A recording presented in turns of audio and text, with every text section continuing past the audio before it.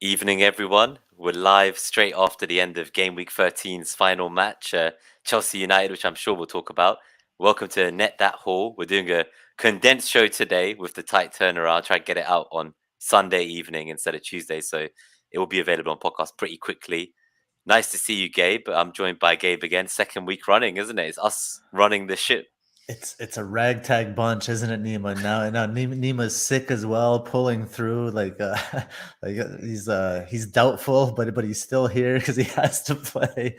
But we are here, yeah. Early turnaround for us, and preparing for the midweek matchups. Yeah, so let's just, before we go into it then, because we want to just quickly go through the mini league as well. For anyone who's new or hasn't joined the mini league and you're listening on podcast, it is a FG1XMB. So this is a great opportunity to kind of join. First place wins a football jersey from Shirt Loot Box. Second place gets a book about FPL from Matt Whelan, FPL Obsessed on Twitter. And third place gets a premium Fantasy Football Fix membership. So come and compete, but the chances of winning are tight because I think number one in the league at the moment, Gabe, I believe he's actually in the top 100 in the world. So good luck to him. Yeah, It's that's good to good. have a high target like that. Indeed. So swiftly moving on to, I guess, just before we go to the philosophy of the week, let's give a quick shout out to everyone who's here live in the chat, and then we'll go into the show swiftly. So just loading up. So Ramanathan is first tonight. So hello, Hauler's got his message up on the screen. We've got Blue Danube guy. He had Son and Kane, so it'll be interesting to hear from him tonight in the live chat how that went for him, because that sounds rough. We need to hear about the bench points, buddy.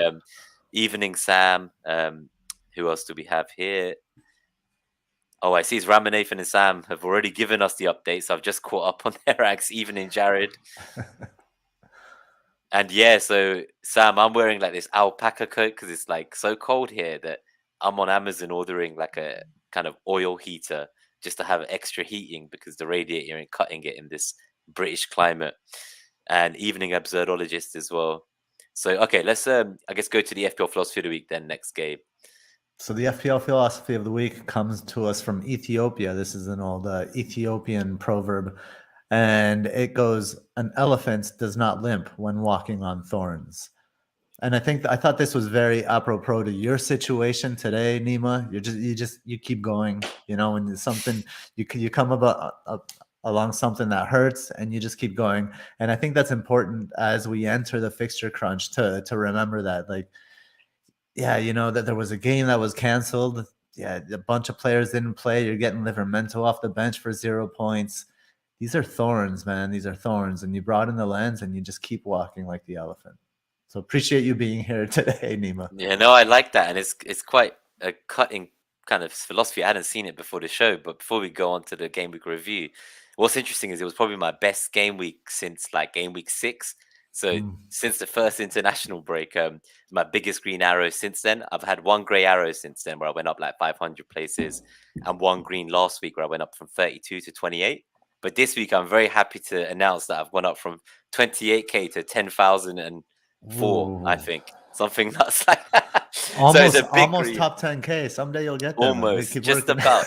Yeah, it's, and 10,004. yeah, I'm always just out. So it's like when I've always wanted to be top 1,000, and I've always been around like 1,000 and something. It's never made it to triple digit, but maybe this season, this is the highest I've been in 9 years at this stage. So I think all of us on Net that all are having a great week. I think Mariner might even be ahead of me. Mm. Yeah, so it's Nice. been a Good for busy week, him. but I guess that's the main thing. So I just trod along, as you say. Shit went wrong. I did stuff like sell Kane to Vardy 2 weeks ago, and like every bad decision, like when I went Saka over Smith Rowe. Finally, this week I was able to be at the Emirates and actually watch Saka and White and Mm. enjoy those kind of differential points in my team after weeks of suffering and red arrows, and it was just so fitting. What a weekend! So of course I'm here at the end of it. Now you're paying for it a little bit, huh? It's like it's like a Faustian pact that you made, and you had your experience, and now you've been slammed for it for your good Yeah, because times. then I had to go babysit my brother and my parents. Then, like, I saw my grandparents. I've been constantly on the move. As you said, and now the heaters ain't working. So, engineer coming tomorrow. Yeah, it's. I might get a blanket halfway through the stream, but I guess let's go into the NetxG game week review then, and we'll kind of just get going. Yeah, so we can start. So everyone, right now for the podcast listeners, this will be a little difficult, but rest assured, it's actually quite difficult for even the people that are watching as well, because it's just a big, kind of messy table. But this is kind of the best way that we saw to review the game week, or maybe not the best, but the easiest in such a short turnaround. We will start with the Arsenal Newcastle match. So Arsenal, they scored 2 goals. The percentage of predicted 2 goals was 23.54%, versus 37% for 1 goal. And Newcastle, they scored 0 goals, and they had a 31% chance of scoring 0 goals versus a 38% chance of scoring 1 goal. Tell me, this is your team. Let's go. Why don't you tell us about this match? And just granted, we probably haven't watched all the matches. I'm not sure how many matches you've seen, Nima. So we're gonna piece things together here. But this is a nice opportunity for the haulers to make fun of us with very little preparation here. That is very true, but I do keep up with like the numbers on the day as they go. So from an FPL point of view, I reckon I know what's cracking there, but in terms of the eye test, I'll definitely be lacking this week. But the Arsenal game firsthand, obviously better than the camera Mm-hmm. angle, so that one I can cover for sure. No, it was a good game. What I will say is at 58 minutes, I was bricking it when Saka went down, and I was watching the clock for 2 minutes. I was praying he would carry on for those 2 extra points I needed. But for me, the first half was quite frustrating. I felt Arsenal were very pedestrian. So it was kind of the same old as this season where we were struggling to create chances. And I wasn't really seeing much. And Oba kind of missed like a shot from 1 yard out and hit the outside of the post somehow.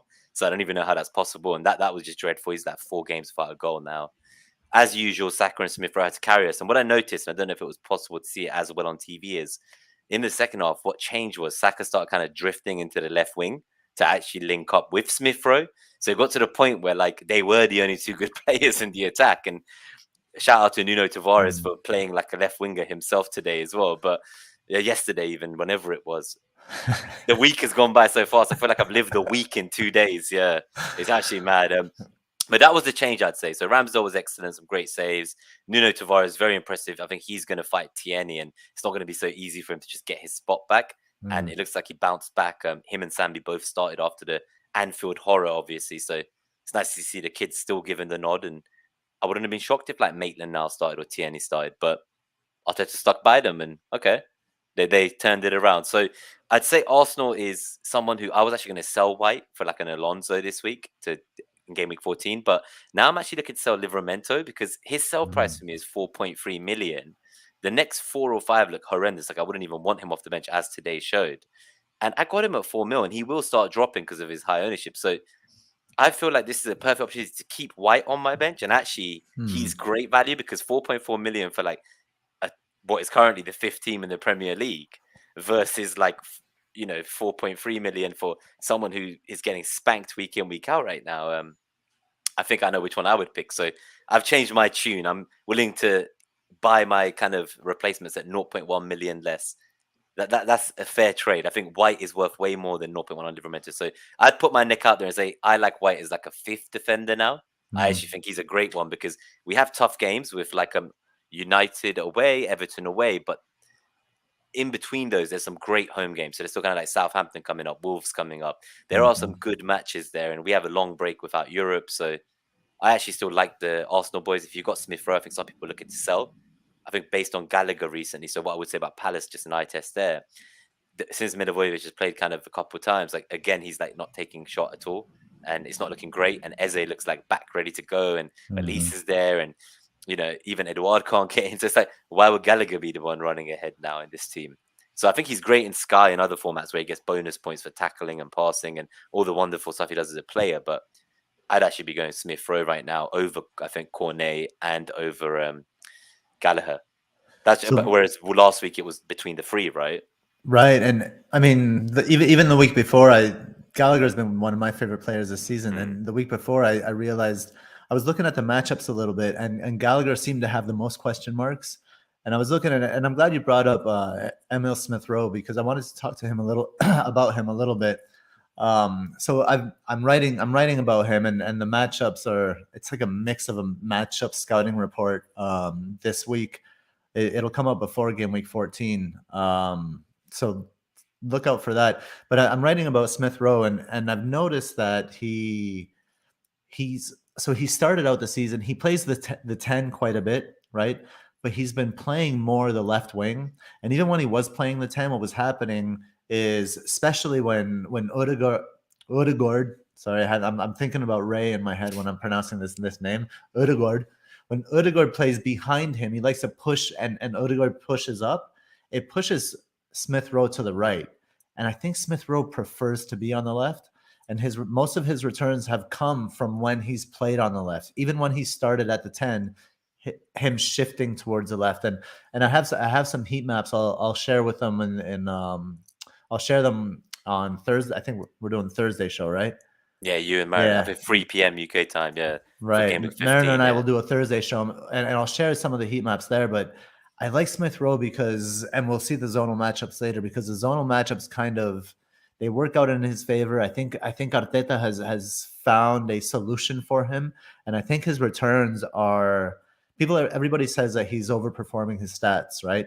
Damari Gray was overperforming his stats early in the season when everybody was healthy. And the reason is because it's a tactical design. And I think there's a tactical design. Smith Rowe is interesting. It's an interesting comparison with Gallagher. He comes in and he supports the pressure kind of between two people, the space in between two people as they're pressuring. But he's also Smith Rowe plays between the lines of the players. Yeah, you're right. Yes. Like he's somewhere where no one is. It's like a dead zone. He somehow always gets the ball and never. It's the half spaces. Smith Rowe really dominates those half spaces. But the thing is, he's very aggressive, right? So he attacks the ball like no other. Forward. And I think I still think Cornet is a better pick in general, but Smith He's Rowe, playing out of position as well, though. So like today's lineup for Burnley before it got postponed, he was in a front two. Yep. So it's like that is quite nice for 6 million roughly. Like it's not a bad shout. He's been in the front two, but I put for both over weeks, Gallagher, I think. No, exactly. But as in he's continuing it, so like they've not changed system. Yeah. Whereas like this week, West Ham like dropped Bowen, and like I never saw that coming. So like sometimes teams just do these things. Like today, Ronaldo was dropped, or like like this kind of stuff happens a lot. I find like Lacazette started playing randomly over Odegaard for a while. So I think you've got to be careful. Some teams, how secure are they in their system? Are they like a Liverpool where it is pretty much that system, or Ole for like a year when he didn't try anything until that back three suddenly? But also like to highlight how secure we are in our knowledge, right? Yeah, because we think we know so much and we don't know what they're practicing. Exactly. It's like Brentford. We didn't know until a few weeks ago that they actually practiced 3 different like tactical setups, and one of them, Mabuemo, is like a right back. Yeah, he's a wing back. Oh god. So no, I think for me, I guess just to round off those two then. So I think Palace, it was quite an unfortunate game for them, wasn't it? Really, like, but bearing in mind, we just talked about Gallagher, but in general, Edouard's not started back to back. Some people punted on Benteke because of the stats and recent performance. I think only him and King had the most big chances over like the last 6 weeks or so. So people were piling on them, and King, he got that penalty that he was fabled to get. So that is interesting as well, I think. And Dennis got the goal before potentially looked like he might have got a knock. So you can see that my kind of fragmented memory of each match is slowly coming back to me, but I'm not actually referencing any of the stats in some way. Like I'm just rambling about each match when I recall. So yeah, I mean, and full disclosure, I didn't watch this match. But what I'm gonna do is gonna create a narrative that we're talking about the Palace Villa match. And I'm looking at Understat here, and Understat has this great timing chart. It's an XG timing chart it shows kind of when XG happens in a match, and the timing chart makes this match look really boring for almost the whole thing, and then Palace scored at the end. But I think we obviously we didn't get to see all the matches, so. Maybe we can pick out some specific matches. Do you want to talk about the Liverpool, the 4-0, or like? Yeah, I guess people's question would be: is Jota a must-have now? Like, I think the way that Trent and Salah's captaincy ownership are, without that third Liverpool, you don't get any rank benefit from like the best team in the league, right? So you need someone, whether it's Jota or Robertson. Listen, who you want, mate. Like, if there was Firmino, some people would be shouting him. I've seen people talk about fringe players, and it's like kind of Origi and who else do we have? I've seen Ox. That's some weird shouts there. I'm telling you, like I've seen weird shouts, man. Minamino. And then someone put a really good tweet onto it. They were like, "Why are we even talking about differentials from Liverpool while these three, Trent, Jota, and Salah, are nailed on?" And it was like, yeah, that's kind of true. And you saw Jota's ownership this week; it jumped up to like 60% EO from Hmm. maybe like 15-20% last game week. So already, like I always say, a player is only a differential for 2 weeks, you right? And like, he scored back to back. This is it. Like, we're done. We're fucked. Like, that's it. There's no more juicy points to come. Like, whoever's now buying him, like, they're not gonna gain rank. Like, they're just saving their ass because he'll be near 100% EO, I reckon, within 1 to 2 game weeks, especially with stuff like Foden out and like Hmm. people want to Havertz, people want to outsell Lukaku back. So it's like they're Son. If some people are angry at him, they might rage him out. So it's like lots of people will be moving towards him as well. So Yeah. it's dangerous if you don't have him now. But I feel like it's a shame that the game moves like this. It's all about the timing, right? Like when you get into the asset and if you can get in those 2 weeks before they kind of get bought by everyone. I mean, there's an FPL maxim that comes to mind, and it's take what is it like the take the gifts FPL gives you, and Jota was a gift, and now he's the template. So he's a must. Otherwise, he's gonna kill you, right?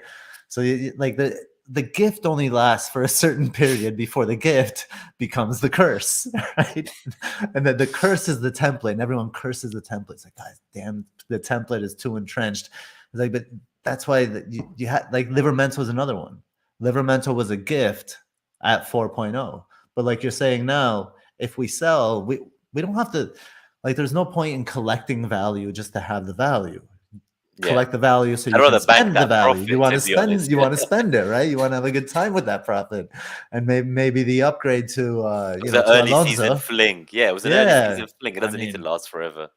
who better to have a fling with than Alonso, right? If you can get Alonso for a while, then But I guess talking um, about the Chelsea game fresh off the press, then I guess it was so strange to even see United score. It was just from like one mistake, didn't it? Like they had any yeah, other it chances in was. the whole game. It was such a one-sided affair. And I saw that Rudiger shot in the first half where he like off the post, and I was cursing. And right at the end, I didn't see it, but I heard he had another chance to kind of bury the game right at the end. It was very much a defender's strike. I mean, the ball. So full disclosure, I missed much of this game. I missed about half of it, but I did see that play, and he just had to side foot it into the goal, Damn. and he swung his whole foot, and he put his laces through it, and the thing just skyrocketed. At It least went so Chelsea far. dropped points. It was good. They needed some of that humbling as well, I think. Yeah, yeah, I've yeah. been with some Chelsea fans recently, so FPL Jack and I think FPL Harry, formerly FPL Tips, and these drunk yobs, these young kids, they were walking around the streets at London Bridge singing their Chelsea chants and their Kai Havertz scored a Champions League goal songs. And yeah, I couldn't handle it. So it's nice to see them drop some points and suffer a bit, I think. There was Brighton Yeah. fans booing as well. I was as about that, and lots of people jumped on him, and I was like, "Damn, is he gonna unfollow me over this?" Because his notifications are getting blasted with like, "Why are they booing the Brighton players and Potter?" And he was, and to be fair to him, he gave a valid reason of what he thought. It was more the performance and the fact that Mm, there was no finishing happening. But so I mm. guess on that eye test as well, because I watched some of that. Like, Leeds have been bad this year. That's easy to say. It is worrying times for them. Like, could they genuinely be relegated if people at Bamford aren't back and don't change the form of the team? But for me, the fact that Brighton kind of are eighth in the table, they were actually above United, I think, before this match. So Mhm. it's kind of like that's a great place to be in. And it's just a shame they didn't buy like a striker and they stuck with Morpay because his numbers, his stats will say it all, right? Like, I think he missed a shot that was XG1 as well. I mean, yeah, and invest in and I imagine Brighton with Patson Daka. They'd be scary. They'd be a threat, right? I mean, Mhm. and I think I don't know. It's a little bit of an people like to speak quite with glowingly about Graham Potter, and with good reason, right? But how many years has it been? How many seasons where this team has not had a striker? Yeah, so you got to question though, like, why aren't they buying it? Is it because he has no power? Is it because he's not wanted one? Like, what's going on? Like, I know they've got injuries, but to bring on Lacadia, like probably the only striker, as said, was worse than Morpay in the Premier League. As They your bought sub, they like, bought they bought Welbeck. You know, like I don't know. Maybe Potter doesn't know how to evaluate strikers. Maybe he's a poor about. Maybe he thinks he has strikers. I don't know. That's impossible for But I us think to if I know. was a Brighton fan, like seeing your team play like attractive football in the top flight, that doesn't go for granted. There's lots of top teams, big teams that have come before them and fallen out of the Prem. So I wouldn't like be booing a manager like that. Because in his post-match interview, like he was saying stuff like, maybe I need a history lesson, like, we're eighth in the Premier League. Like, well, these guys need to understand the game, what happened, how it went. Like, Hmm. what context did it? Like, they're just booing. He was a bit offended. It sounded like, and for me, like, you could scare off a manager like that because there'll be top teams circling for him all over right now, and Yeah. you lose him, and I don't know if Brighton's guaranteed to then attract that clinical striker they need and then continue to build on his system. The new manager will have a new system and might not go as well, right? So I wouldn't Yeah. just think that like, oh, we're guaranteed to be fighting for Europe. It's like Villa fans in the summer; they had a humbling too because Mm. they were acting like they were a European level club for a while, and they thought that they could go and like make that bid for Smith Rowe for like 20 mil, and then they kept coming back and like, Silly. and him and Martinez were going on about it, and then when I was in the Emirates and I heard them singing, "Emi Martinez, you're just a shit Aaron Ramsdale" and stuff, like it was beautiful. And like this week, the new chant I heard, which is another beautiful chant, was they were singing to the Newcastle fans, and I was right above the away fans in the corner flag, and they were singing, "You're rich, but you're shit." And then, like towards the end, the like Newcastle fans were singing, "We're rich and we're shit." And like, and it was just like, it was such good banter, and I'm like, oh man, this is so fucking funny. Oh no, it was a good time. So it's nice to see that the library's been popping recently this season. Go to United next. That'll be interesting. I just want to say one thing, Gabe. I think I wanted Hmm. to talk to the guys in the live chat. Obviously, there's less content this week, so we might as well just chat through with what you guys are saying, and we'll Yeah. incorporate it into the convo. So they're talking about what happens when Firmino returns, about Jota. So I think with this, like, it sounds like it would have been mid-December was the original kind of prognosis, and mid-December now, like that's still maybe 6 game weeks. That is, there's a lot of game weeks to come. Mm. So I would I would just be going for Jota right now, perfectly honestly. And I don't think he'll have to play in the Champions League, right? So hopefully he's rested there. Although we know last game he didn't even come on as a sub, so I'm very happy with his minutes. I'm assured that he starts these 3 in these 7 days, like because why else would he have not come on in the Champions League 1 minute? There are five game weeks between now and December 18th. So Mm. maybe if we're talking about mid-December, I mean that might be the That'd be the sub soonest. appearance for Firmino if he even comes back Exact. then. Yeah. Right. He might come a few days sooner and make a who knows, but that 5 game weeks of the nailed of Jota in the best attack in the league. Yeah, I think I'd Yes. be going for him all day. So just to absurdologist, so he was talking about Tavares, yeah. So the one thing I will say is I'd be so frustrated at Party and the way he's been doing pot shots all this time, but Tavares took it to a new level. Like he just kept randomly shooting from. This is what I mean. We were so pedestrian in the first half, and then even Tommy also took a shot from outside the box. I was watching this, I'm like, what are they doing? Like our best chance at the time had been the kind of free kick from Odegaard, and that was about it. So I was like, these guys are just they're dreadful. They can't get in behind these 12 men. So what I mean by that though is that he's obviously 20 and he's come in, and even after, because it was his fault, like the goal at Liverpool, and then you can see he suffered mentally from it and just capitulated from there. Just Sambi was bad too, but he wasn't the one who like capitulated the way Tavares did. I was surprised, if I'm honest, to see him start over Tierney this game, because this would have been a great game to get Tierney back into it and get going and get him ready for United. So the manager's faith in him, that is interesting. So I think at 4.5 or whatever he is, if someone didn't have like a Ben White already and they did want to go that way, like I would keep an eye on that, because I don't think it's so Mhm. like Tierney, I think is the better player. Don't get me wrong. Like he's the much better defensive player as well. But Tavares, like when you watch him live and it's not with the camera, like just the runs he does, he's basically like literally playing like in the box or as a winger. Like he's just always ready to run, but he needs to stop shooting. That's what I'll say for him. So I wonder if that was instruction from Arteta, because both Tavares and Tomiyasu were taking shots from pretty far out. yeah, but Tomiyasu like was at least you could see he was staying in like a back three. So Yeah, like that's true. he Yeah. was still like, it looked like we were almost playing with 3 defenders in kind of possession. Like that's what I mean about Tavares. He was just kind of up there, similar to Yeah. how you might see Lamptey on the heat maps. I think Yeah. someone was doing this. They were shouting him out, and he looked great. The one thing I will say is Partey's passes, his passing was not good that game. Oh no, he was sloppy this He game. was He did bad not in show that like respect. anything going that like I saw a few kind of balls that just were straight to the opposition passes as well. Yeah, really. Yeah.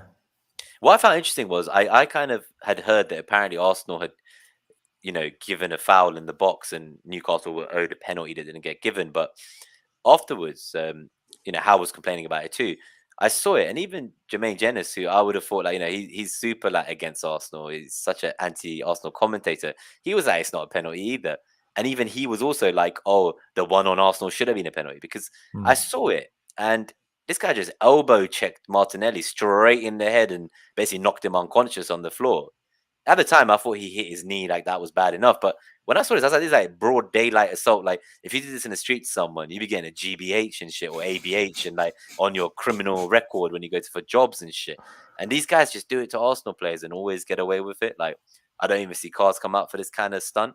So that does piss me off a bit. I'm not going to lie. So Ignatius, he says about Villa, are they now not the team target? So I think for me, I'd always earmark game week 17 as a week for someone like Watkins or keeping an eye on like cash and stuff. Obviously, they got a new manager. I was like, Watkins, he's been playing as this lone striker again, which he was great as last year. And I did always wonder why they bought Danny Ings. Like, obviously, he will play, and Watkins won't always play as the sole striker. But there's something about which one of them do I get, and they are in my thoughts for around game week 17, just as Calvert-Lewin is for around game week 19. So I think we've got a lot of expensive back lines, and I do wonder with the return of a lot of these defenders and Bamford as well, for instance, and now Lukaku. So like people want Ronaldo potentially for the United team. So it's like, are we suddenly going to see money shifting? And so it will be interesting in that context. Like if you didn't have double Chelsea now, like would you move to them, or who would you want for this period if you only had one? And is Alonso worth it and stuff like that? But just before we talk about Chelsea, what do you think about Villa then, about not being the team to target from Ignatius? So Villa now team not to target. I mean, I think Villa are still a wait and see. I think their Matty Cash could be interesting. Target could be interesting at some point if Stevie G's wingbacks, get going.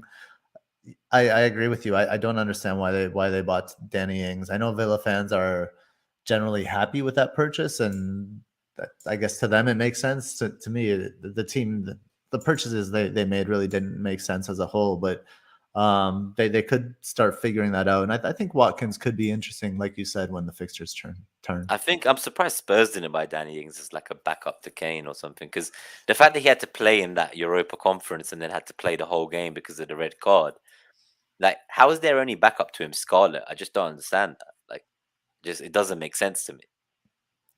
I mean, you can't really get a player like Danny Ings as a full backup. It's a tough situation, right? Because you need somebody. He would for the money, though. You say that, but I think he would take like a huge paycheck. But maybe Levi is one of the only big six that likes. I think he knows this is his last hurrah in terms of playing and maybe pushing for a spot or a chance at some point on the England team or something like that. I don't know. I think he wanted to make one last push and not just sit there. I don't think we'll see him with the England team, though. I think no, but this was maybe before, over the summer, right? Of course. So just quickly, there was a question here that I saw that we missed. So before we see, so Ram and Nathan, yeah, it was definitely Park the Bus FC versus Chelsea. I think that's a fact.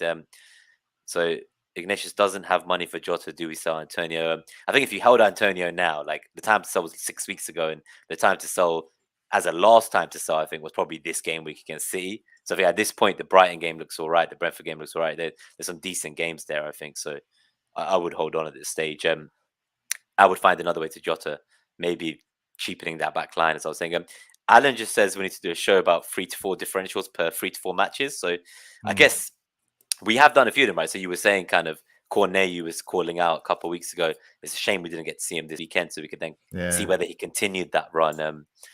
The problem is someone like Alonso, we calling a differential, like again already he was like 20-something%, and it's only going to be more now because I have a feeling James could be benched against Watford. So like he's one of the most transferred in James this week, but I do have a genuine worry that this is the one game he does miss. Play Champions League as well, so it's like he's going to play 4 games in like 11 days. I don't know, like it seems a bit much. I think that's a good shout. It makes sense for him to miss this next match, for Azpilicueta to get some time or something like that. But Yeah, What about differentials this week as well? So would you still count Alonso differential? Because on live FPL, under 25% EO is a differential in your team.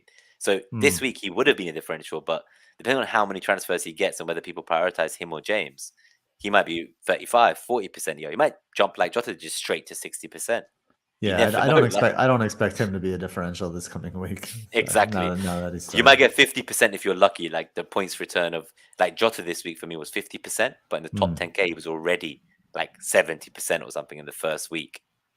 So that's scary. Like, what do you think then? So we got the kind of Spurs boys. Would you consider selling any of them for a differential? Is there a differential on your mind, like a Sancho maybe? So we're talking about true differentials.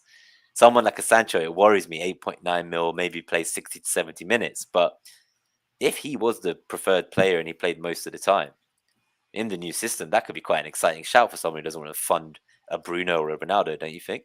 How many games before you know that though? That's the thing. So we have at least till game week 16 when we want them. So Yeah. I think we have 2 games to see, one against Arsenal, and the manager will be in charge there.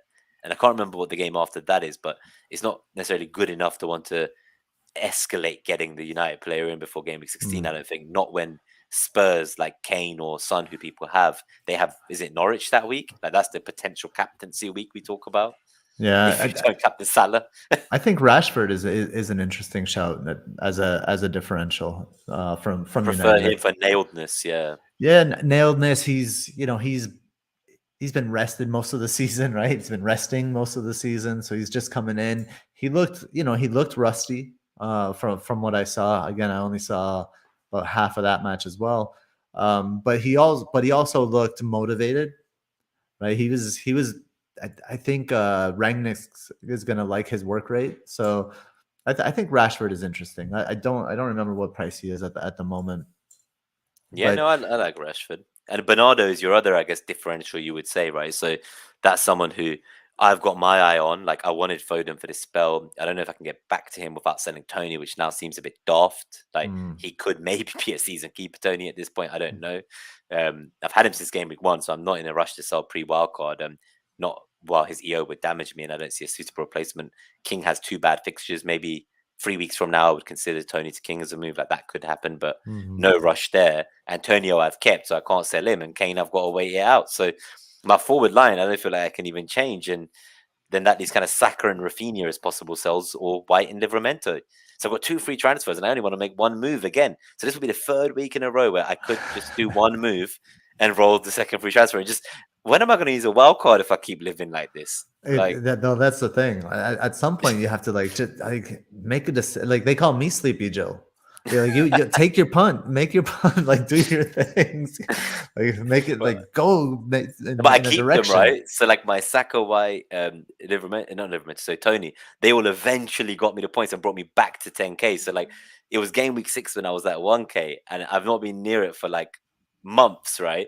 And when I finally come back, it's with like the same kind of jolly bunch of rascals in my team, as you say.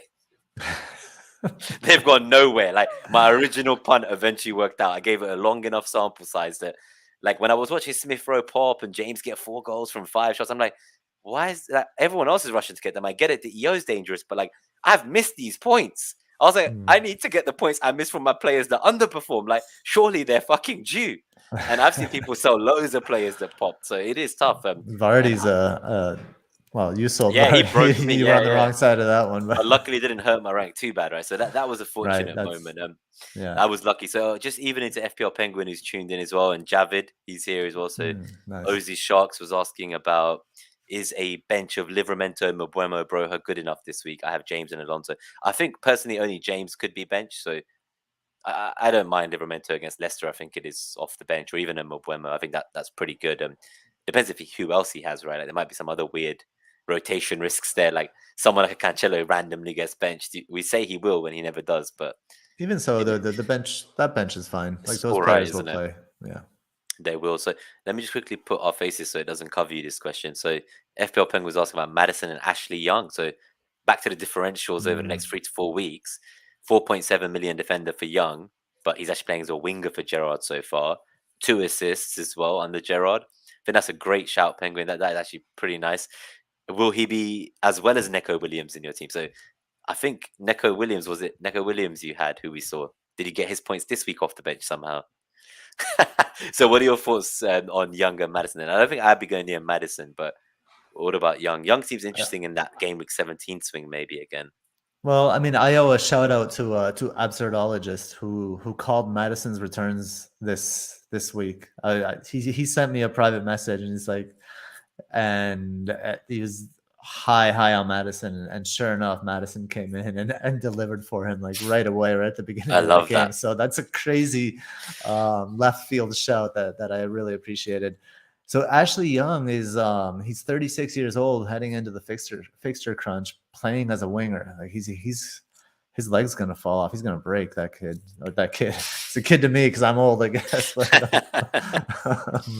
So it would not be for me. I'm also not really interested in Villa's defense, given all of the other kind of more solid options back there. I think the Arsenal guys are better options as well. I would have my eye on them on the wing backs for Villa. Just yeah, because so of I think the that's way why I was Steven saying Cash. Gerrard Yeah, plays. Cash was someone who I like the look of, but I'm not convinced on Young. I don't know. I'd prefer Cash probably just because of durability. I mean, that guy's he has a motor. He's. I guess the out of position shout though, winger defender is incredible, and if you can handle the benching, it depends whether we think he subs on or not. But I guess at that price, if he's like one of my bench options as well, when do you play him? Fixtures in the good games. So then maybe you just got to hope that those rotations align with the good fixtures or something. That's a lot of. We're getting Inception level here. Yeah, like, you can't have this, then yeah, maybe. you can't. I'm trying to make a case for it. But you can't. It's a hard there is case a case to for make. him. No, I think it's an interesting shout actually. Out of position, always an interesting shout, and already returning under the new manager. I just think it's too risky heading into the fixture crunch period. Yeah, I think so. So Raman FC with a Lascelles tackle, and I think Amund asks about the pen situation. Hamilton. Yeah, so I think there was those ones that got viewed on TV, as you say, but there was one where I saw, I think it was Wilson actually running into the box, and I couldn't tell if it was Gabriel or why it was someone that were like behind him and the ball, and he was getting closer and closer to him. So I was like, shit, this looks dangerous. And the next thing I know, like he's on the floor. He's kind of maybe had a light touch, like as they're running next to each other, like shoulders of touch. I just see him fall. And I was genuinely worried. I was like, could they give a pen here? Like, I know what they do to us a lot of times. So I think there was a few cases both ways. But I know that obviously poor Howe, he felt very aggrieved about the whole scenario. The whole Howe always feels aggrieved, doesn't he? He basically said like all the 50-50s were, in their favor. And he seemed very bitter about it. Sam was talking about how lethargic Alonso looked. I think he did look like the weakest man in that team, bar the Joaquinho moment. But yeah, I don't disagree. I also don't. I don't know who else who would play there though. I don't know that he's necessarily a risk. And he can look lethargic for 89 minutes and 1 minute come up with. And he was on all the corners that I saw anyway, so I don't mind a bit of action like that. Ignatius says about the bench, as long as there's no bad weather, it might be good enough for OC Sharks. Yep, clean sheet points. So he's talking about the Chelsea team, as we were saying. I think my comment earlier that actually the double up does look worrying. I think Chelsea's defensive EO is like 130%. So if you've only got one defender, unless the one you've got gets bonus or an attacking return over the others, you don't actually really gain from it. So I think if I had the double up and I wanted to move away quickly, this could be an interesting shout, as you say, if you predict that they're not going to concede, but they've only conceded 5 goals this season. So for me, it's still a bit worrying when actually having 2 of them means you still get like 70% for every clean sheet, whereas a single owner is getting damaged 30% for every clean sheet. So I wouldn't be jumping ship yet, I don't think. This was a tough game regardless. We thought maybe United would score. Yeah, Rubber Ducky on Twitter, he's famous for not liking the double up, and he tweeted something to that respect. And I mean, when you have the double up, you fly. When you don't have the double up, you stay put at best, right? Yeah. And that's, when the double up fails, then you have to just rely on your other players and realize that it wasn't one of those weeks where you'll fly thanks to your defense. You fly elsewhere. Like I have the double up in City. That And last minute must have been a kick in the teeth. honestly, like, well, thankfully I was playing myself at the time. I didn't see the second half of that match. So, but I came and I saw it and I looked at my phone and I saw it and I saw it what the 94th minute or something like that. And honestly, my reaction was just a shrug. You know, how many times do we get those points in, right? Almost like so many times. Their underlying stats are great. Their defensive double up for City is great. So Yeah, is that Alonso corners woeful?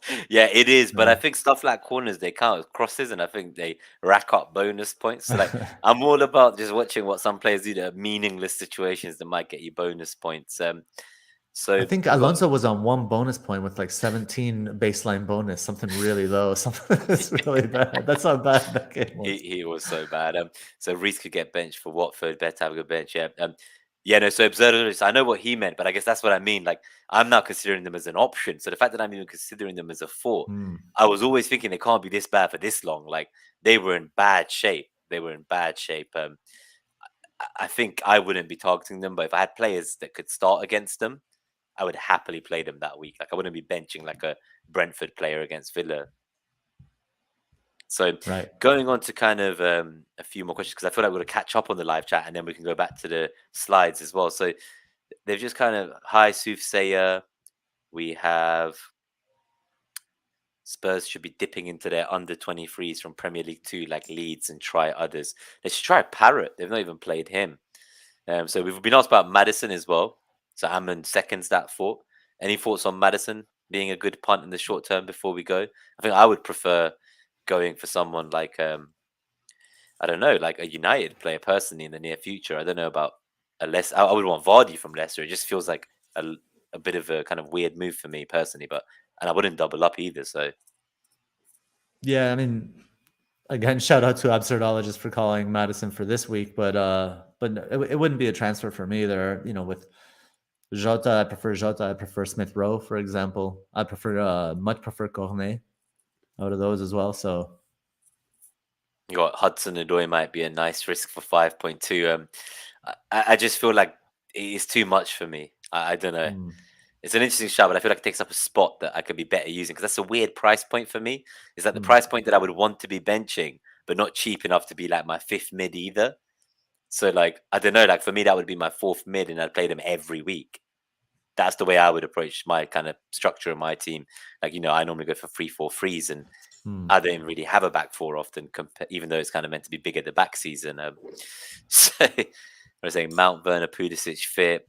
Cho is good. Yeah, he's a risk. Everyone's back. Werner's back. Lukaku's back. Sell Rafinha for Gallagher. I think I wouldn't be doing that. I'd give Rafinha the next two games. I could sell him for someone else. Like I'd sell him for a City mid, which we'll talk about. But like I wouldn't be going for Gallagher now at this point in FPL format because I Right. think with Eze back and when Milivojevic plays, like he doesn't even get a single shot. So for me, that's not great. So saying what was it? If you would avoid Young. So Abzoro just says maybe if it was 4.3. Okay, so I think we've caught up. So let's just get the slides back up now, and we will quickly go through these kind of any final matches you think here that we've missed. No, Otherwise, we can go through to the I think rest we've of the talked show. around them all the main ones. That the important thing is obviously in this graphic, look at the percentages, look at what the highest percentages are. Even look at for example, Chelsea. They only scored one goal. They had the highest that was the highest percentage at 32.34, but two goals was at 28% compared to zero goals at 17%. So just when you're looking at this graphic, just make those comparisons. But I think if we can get into the FDRs, I think. Sounds good. Someone made a very good comment for where they just said, "What's the crack with Mbuemo from Steve?" He says he didn't hit the post today. He's getting worse. So I think that was a little brilliant message there. So yeah, so onto the beautiful face of the lovely hero of my game week, Diego Jota, who I brought Mm, in for Foden. I was very worried about Foden playing, but it's fitting that Liverpool, who are first in the FDR for the attack, this kind of game week 14 coming up, they have a 3.6 out of 7, and Chelsea's kind of just behind them on 3.5. mm, But there's a huge drop after that. And actually, Newcastle's match up this week, they're 1.2 only. So that's like a 2.3 drop compared to Liverpool and Chelsea, but they're still third. And the rest of the kind of lineups don't look great for attack this week, do they? Even Spurs, who are meant to be one of the better fixtures, 0.5, they're in 7th. It's not looking great. West Ham and Antonio, who I have, minus 0.1 in 11th. The attacking FDR for Gameweek 14 looks pretty disgusting if you then mix in rotation. It's a low Yeah, scoring week ahead. Like, this worries me. it really does. So when we're planning our transfers, I have the dilemma: do I move Livermento out for Alonso, or do I move Adama Traore finally out of my team for one of the city mids? Right.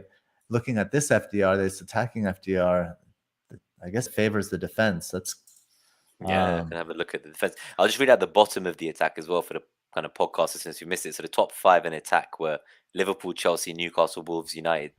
City just sneaks in at the bottom. And then the worst teams for attacking matchups this week are Watford, Villa, Arsenal, Brighton, Burnley, Norwich. So it's not looking good. Defense, as you say, maybe this is the one to be targeting more. Well, if we go back to attack really quickly, Oh, let's just take a look. So Liverpool, obviously, they are first, right? Because they go to Everton this game week, and we know how Everton are struggling. Doucouré is back, so we'll see if they get healthier as well. So it's kind of obvious why that one is. And then so Chelsea plays Watford. They visit Watford this weekend. Watford, they've been getting into the kind of blowouts, huh? These like just high scoring matches recently. It reminds me of when Ranieri, right? When he was at Leicester and they couldn't keep a clean sheet. Remember that the first like 3 months of the title winning season, they couldn't keep a clean sheet and they were winning these 5-2 games and stuff. And then Ranieri took them out for pizza. They all made pizza, and then they won like every game for the next 4 months, like 1-0, something like that. They went on a crazy like 12 match clean sheet streak. And then look how high Newcastle and Wolves are. Newcastle in 3rd, but obviously it is quite a drop off. Let's see, Newcastle. Obviously they face Norwich. And they haven't got a win yet, right? So I think they're the only team in the Prem fight. So this is a must-win game. Mm-hmm. And then Wolves host Burnley, which is an interesting one. I think Norwich's defense is not as easy. Like they're better than they were. I think before that big game where they got slapped recently, I think was it Chelsea. Apart from that, they'd only conceded like 4 goals in 7 matches or something. That was before Dean Smith too, right?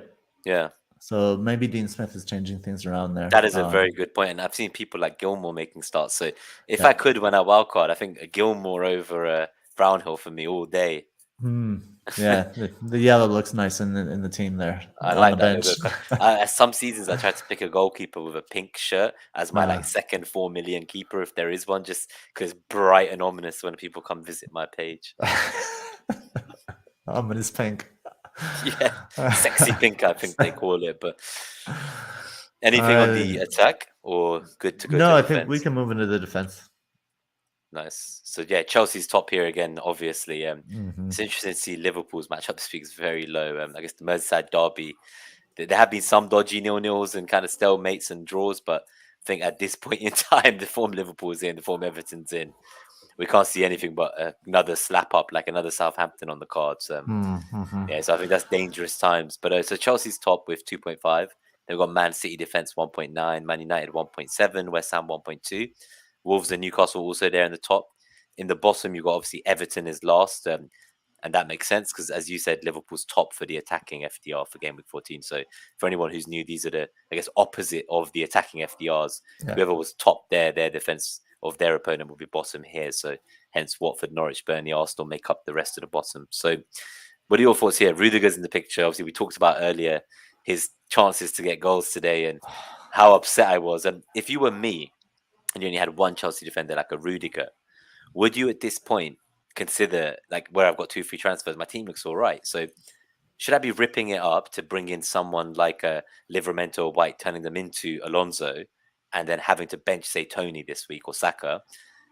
Or would you actually instead just move Rudiger to one of those wing backs? And if I could move to James, I would. But my fear is he obviously gets benched. So then my next option is Alonso. And I don't know if I'd sell Rudiger for Alonso. Like, I double up with Rudiger and Alonso, but I don't know if I'd sell him. So, and I'm nervous James won't play. So then I'm a bit like, so I don't really want to go for James this week. So what do I do? Like, do I just hold? Do I wait? Like, do I keep Rudiger and sell him for James the week I think he's not going to be benched? Like, how would you approach that? Because James is my most dangerous rank as well. He's like 70% EO this week. He was the player who could hurt me the most, and he worries me. If you move for James, right, and he doesn't play this week, is it a big deal? But if I have Rudiger and he pops this week, then I'm like, why didn't I sell him the week after? Because he's taking the shots I want to see. He's making no, but don't runs. You wouldn't sell. You'd sell Livramento, right? No, but I wouldn't. That's what I mean. So it would be Rudiger who'd be going if I want James. No, I mean at this point, I got him at 5.5, and he's like 6 mil now.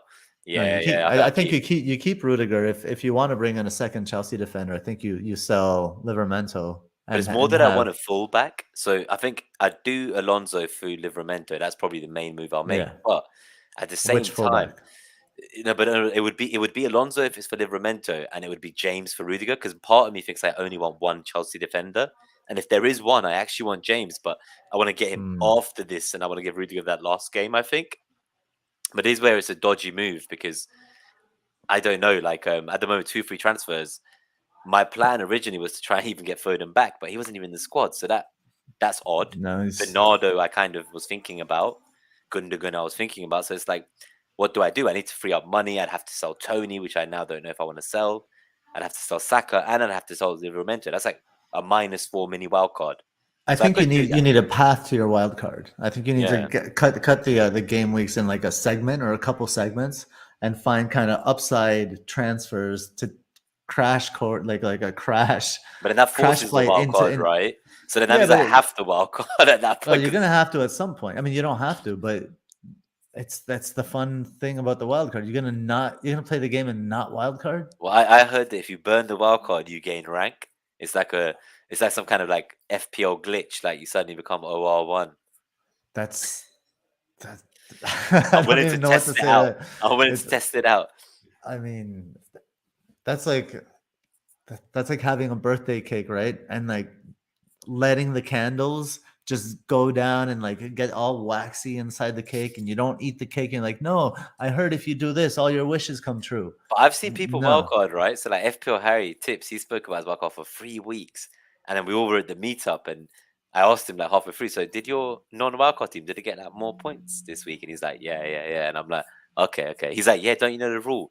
The week you wildcard is a red arrow. And I was like, okay, yeah. So that scared me off a bit. I'm not going to lie. The guy spoke about it for 3 weeks all over Twitter. Everyone knew he was on wildcard. And this is all folklore, man. It's all... this is just lore. It's just... People who are tuning in for the first time, they can't obviously see our ranks like some streamers. They will probably think like, fucking hell, this guy must be top 6 million and just throw me out like my friend JJ, differential king. Yeah, it's madness. But in terms of defense, some people have asked about Ignatius about Spurs defense. Like, did they look good at all? Because he's considering starting Tony, and obviously here Spurs shows up in the defensive FDR. Are they 8th? Yeah, 8th. What do you think? They haven't looked good to me at all. They're. I mean, they just don't have the players. They don't have the central midfielders to do it. They don't have the center backs. I don't think they're good defensively at all. So I think they're actually a team to target.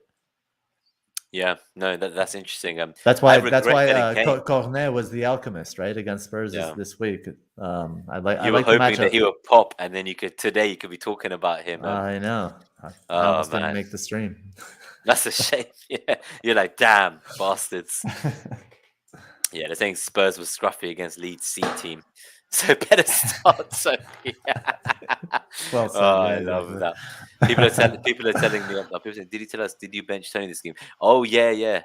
So no, I didn't. I started Tony, so I was in a dilemma. I was going to sell Tony for Davis, do that Rafinha to Jota.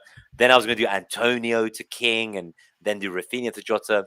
In the end, I just did Foden to Jota, roll the transfer, so I have 2 again now.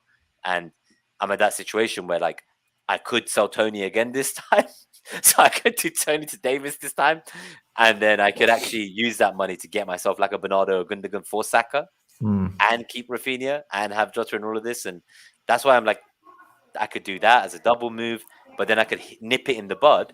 And with the money freed up to get to Davis, I could go straight from Livramento to Alonso. So I could have Alonso and Rudiger, finally have me a hand of that double Chelsea defense, of that 130% defensive EO, and just punt on Alonso for now. He could be my punt, as you say, crashing into the wild card. I've got Alonso, I've got Jota. They're my kind of punts. I have a weaker bench, but at this point, because I kept White, my bench would actually be like White, Livramento, and Davis. But I'm happy with two. That's fine. I'm happy with White and Brownhill. That's okay for me. I can live with that. Davis doesn't need to ever come on. Like, I've not even used more than 1 or 2 subs this season yet. Yeah, that's gonna change, I think. I know. I used 2 this week. But that's when the crash comes at me. So when that crash happens, then I wild card. So this is how I crash into the wild card. Yeah. Yeah, but I was fortunate. I'm glad I kept Tony and played him, and I'm glad I played White. I thought I was really smart playing White over Antonio. And then when Antonio was going to sub in for Kane, all my wishes changed. Suddenly I wanted that Antonio goal, and the kick in the teeth to lose Cancelo's clean sheet, but not even to an Antonio goal. I won the goal from Lanzini instead. How painful.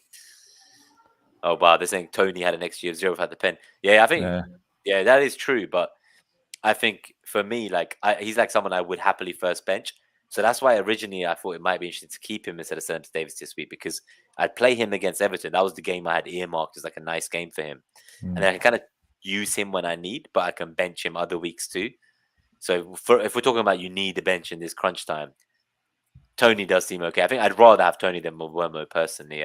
Woodworkio or whatever we call him 7 times. Oh, I love what Observatory said as well, which is never use XG for a single player in a single game week as an indicator of anything. Yeah. So I talk about these 12, 13 weeks have been a small sample size. This one game week will be even less so, I guess. But I think Tony to King 2 weeks from now could be a nice move for me when King's fixtures turn. Dennis is an interesting shout, but their price is so similar now. And with the idea that King might stay on penalties after those double misses from Saar, I'm pretty excited by Tony to King. I think that's a nice way to free up some funds. It's about $1 million, actually, I can free up from that. So, you know, if that can get you from a Livramento to an Alonso, going from bloody Tony to King, like, why wouldn't I do it, right? Like, fuck Tony. Fuck Brentford, too. I take those points and run. That's what I mean. You don't always get last week's points. It's a frustrating point. Let's go. Should we go through the FDRs then? And we'll go from here. So we've got the average. I'm not going to read this out because I feel like we've spoken about it. But just for podcast listeners, Chelsea is now top, whereas Liverpool was top of attack and quite far down in defence. I think 7th because of the Merseyside derby. Chelsea, with the 2 high FDRs in both attack and defence, have made it to top with a 3 this week. So they're actually probably the best team to target this week. So maybe I should be getting an Alonso this week. Liverpool are 1.8, so they're a bit of a considerable drop in their matchup at 2nd. So overall, they're still going to be one of the best teams, and Man City is 1st. So those are the players we're targeting, right? The City mids, the Chelsea defense, and the Liverpool attack. And everyone else below that in the FDR is which one are you selling? Now it's funny, we talk about Watford. That's why I wait on King and Dennis. Look at them. They're -3 in 20th. Like, I'm not getting King now. Like, I would have got him this week against Leicester, but at this point, you keep Tony and you wait, in my opinion. Unless you're getting King as a kind of a long-term enabler. If you need him now to get the funds to like an Alonso or Jota now, then go for it. Like, because if you're going to bench Tony this week anyway, then who cares how bad Spurs defense is? Just sell Tony and rip off that plaster, because Alonso was price locked before this game week. It won't stay like that if he gets a return midweek, man, and you didn't buy him this week. Like, oh, they're saying Leeds over Palace. Damn. So I think that's just more for this week's matchup, and I like Rafinha for this game. Yeah. So just this week. So if you want to look at the zonal matchups. So here, zonal matchups, game week 14 and beyond. So game week 14, some of the highlights are, let's see here. We have Brentford's left-hand side against Spurs. It's interesting. Spurs, they started out the season conceding more from the left. Now they concede more from the right. So Brentford's left, that speaks to Tony. Tony plays like in that he's the tip of the spear, but he's on the left side, whereas Mabumo is on the right side. So I think Brentford's left is interesting, and we'll talk more about that soon, shortly here. Brighton away to West Ham. They have 4.0 FDR from the right side versus 3.0 from the left and 2.2 down the center. So if we're looking at Brighton's right hand side, that's why we're looking at Tariq Lamptey up here, who's looked good. I'd love to get Tariq Lamptey. I've written him in my notepad now as like the first name next to James. He's a fun get, but you can't get Lamptey going into the fixture crunch, can you? Like, there's no way. That's wrong, asking for trouble. Yeah. It is definitely asking for trouble. I think so. I like him though, but I've got Sanchez. So for me, like as a non-Ramsdale owner, I could see the appeal, but I don't really want to double up on that Brighton defense either. So it's like a definite no-go for me. Yeah. If I roll, I don't know. I like him, not for the fixture crunch for sure. Let's see. We have Crystal Palace's central matchup against Leeds is at 3.8 compared to 3.3 from the left and 2.8 from the right. I mean, usually it's Mariner bringing up Benteke, but are we going to bring up Benteke for the third show in a row? We're going to talk about Christian Benteke. I'm not going near him personally. Let's not talk about it. Yeah, no one needs to hear about Benteke this week. He's not a key target for anyone. Manchester United, left-hand side, 3.8 compared to 3.2 from the center and 2.9 from the right is interesting against Liverpool. Wait, but is Man United Liverpool? No, Arsenal. That's wrong then, right? Are these matchups all wrong? So they might be. The zonals are probably wrong. I think he maybe only gave us the FDRs. No, it says Arsenal, Man United in the first row. And then, okay, well, it says Liverpool down below. Oh, Man United, Liverpool.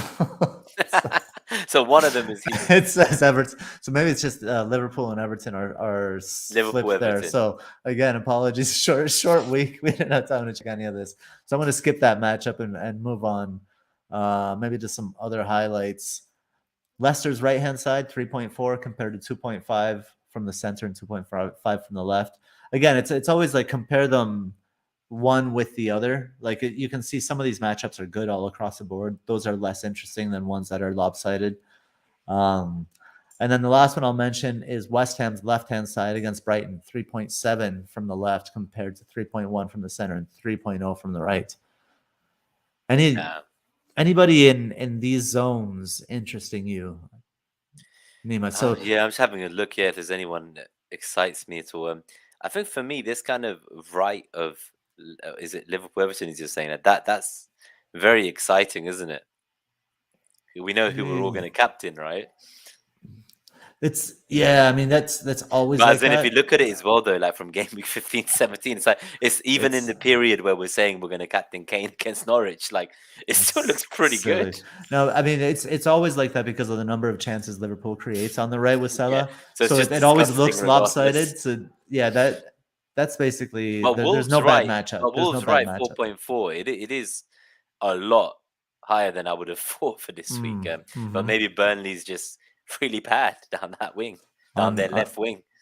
And I think Jimenez likes to, Huang plays on the left-hand side more in that front two, and Jimenez likes to shift over to the right. So I could see a good Jimenez game there, although Burnley will be, rested after not playing in the weekend. Hopefully they've had a lot of burgers and mash and pie, and they're kind of going to struggle, hopefully. Let's see. Is that the Burnley way, burgers and mash and pie? I don't know. For me, I don't know if any Burnley fans we have who are haulers, but I always thought of them as like the Brexit football team of the Premier League. And Dyche, I always thought he ate worms, but I don't want to get sued for libel. So hopefully, little old Net that Hall's too small to be on their radar. But I consider them like orcs and stuff. Like to me, they're the same as Stoke, but I consider them rugby players in my opinion. But I guess Jimmy the Claret's an exception then, huh? I like him. He's a good guy. Good guy. That's what I mean. It's not their fans I have the issue with. It's just their players are very traditional British. Cornet, when he arrived, I was very shocked he went to that club, and at some point I wondered why he went there and not somewhere else. But I think that's an incredible signing by them. And as you said last week, it allows them to change their system. Yeah. They can finally stop doing what I called them rugby players, and they can do something new, find goals in a different way. And he's a very exciting talent. So it's a shame we couldn't talk about him this week after the match got cancelled. Is there anyone here? So obviously Arsenal centre 3.6. That's pretty interesting against United. Who's going to be there? Like, is Maguire still out, or was like I don't No, know? I think he'll have that served one his game, suspension, yeah. right? So he'll probably be back.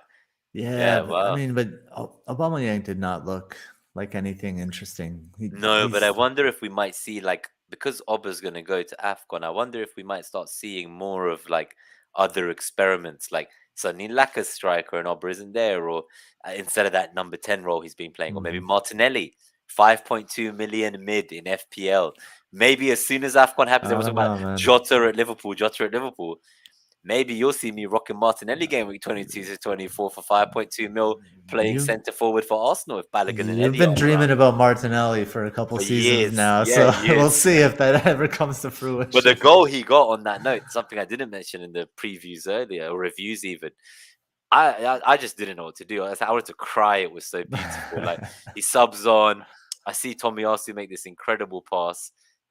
Straight from there, next thing you know, over their head from behind him. First time volley. Keeper rushing into his face.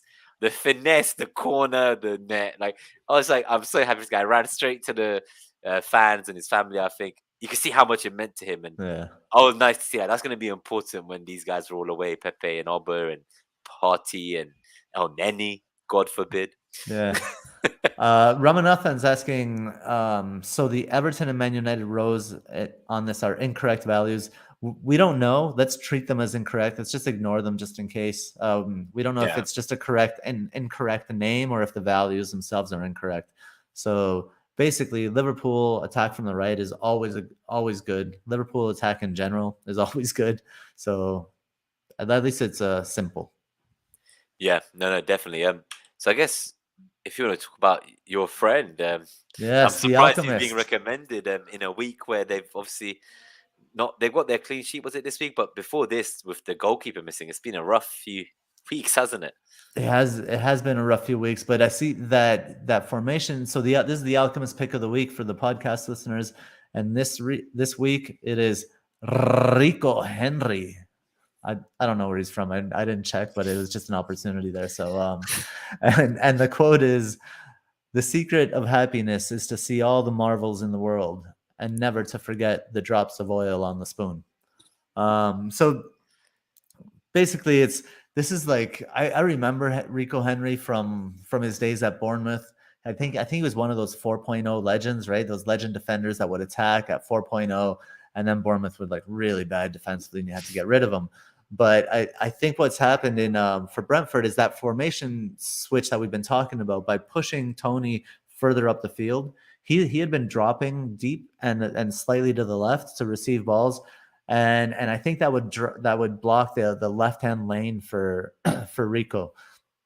Now with the formation change, I think that left hand lane has opened up, and I'll bring this up. I did have some. I was gonna say I'm not sure if Rico Henry was the Bournemouth one. I remember there was a 4 million. It sounds like that was someone else.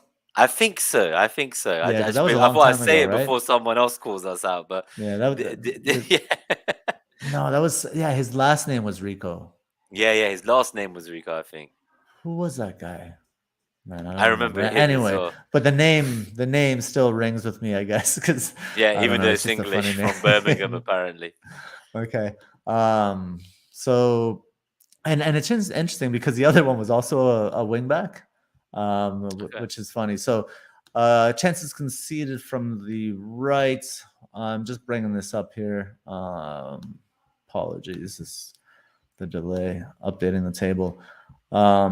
So the Spurs have conceded from their right zone. They've conceded the most chances this season from the right zone with 54. And so that combined with the formation change, I like Rico Henry to kind of get up the field here. Yeah, no, I think it would be nice to see what he can do, but it's a big game to pick him in. It's like how I feel like you basically target Spurs because you picked Cornet last week and you didn't get the chance to see how it unfolded. So I you're going to picked give one last stab at Spurs again and hope yeah. to kill them, you, kill you them know with the sword. you might have a point. When I picked Gallagher earlier in the season, it was against Spurs, and he did return. I guess my bias is Imagine you'd coming pick out. Smith Rowe or Saka against Spurs. That would have been incredible. Oh man, I should have. So just before we go to the kind of the questions and stuff from the show, live chat, and also from Twitter, I think we're going to try and keep this show quite short and sweet. So if we can get out at 1 hour 20, even 1 hour 30, great. Very short turnaround. I think there's a lot of content people are going to be catching up on, and we don't want to drag it on the Sunday night. As you say, I'm feeling ill and the heater doesn't work. So there's a lot to get through here. But before we do that, let me just quickly, as we have some more, to play the advert for our strategic partnership with allaboutfpl.com. So, in the famous words of Mariner, what are you waiting for? Are you craving more FPL content? Then look no further than allaboutfpl.com. Head over there for weekly articles from some of the top content creators on the planet. So what are you waiting for? Head over to allaboutfpl.com, the website for all your FPL needs. What are you waiting for?